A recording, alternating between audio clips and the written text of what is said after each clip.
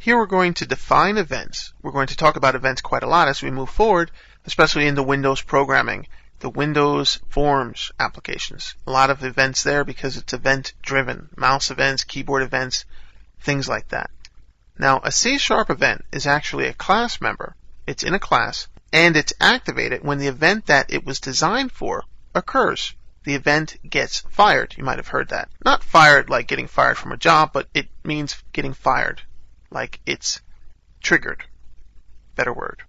When an event occurs, certain modules that need and want to know are actually going to be informed. So these modules that want to know about it need to register for this event.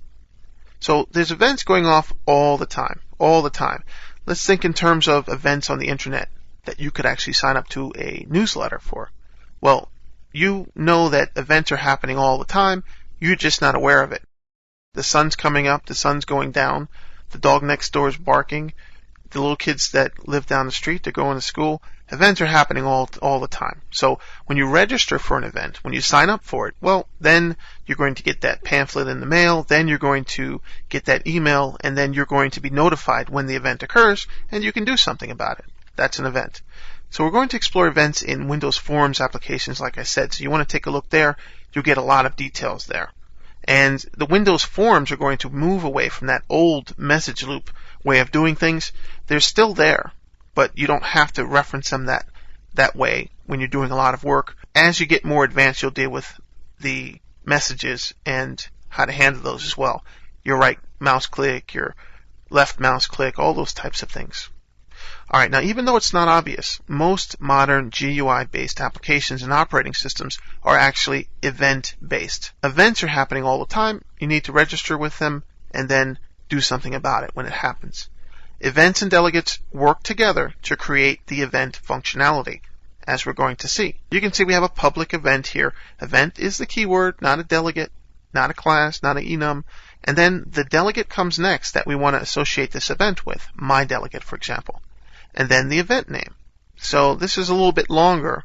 So delegates and events are paired up here. Delegate comes first. The delegate that you want to use, obviously you're declaring that delegate somewhere else, and then the event. And this is how you're going to add an event, plus equals.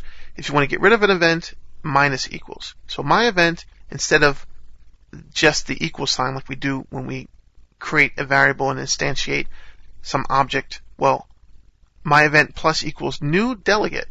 That's the my delegate there. And then paren on my event.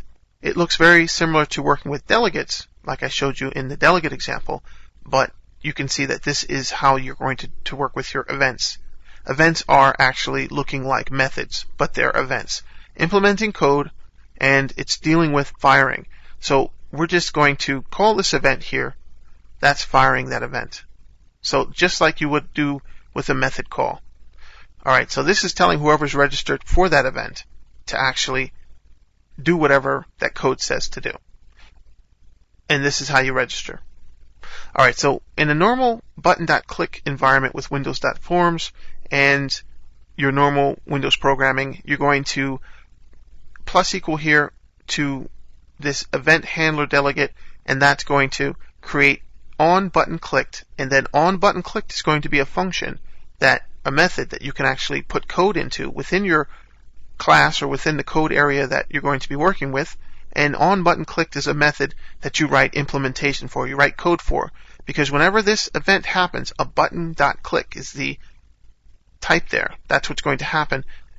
Then you're going to need to do whatever is in that code there. You're going to need to actually have a block of code, whether it has anything in that block or not. You need to have a signature there that says on button clicked, and it follows the signature for working with the event handlers, as you're going to see. And there is what it looks like. Public void on button click, the object sender, the event args. This is the typical way of working with events. You'll see that in Windows Forms. I keep saying it. And then the implementation, whatever you want, like message box something or whatever.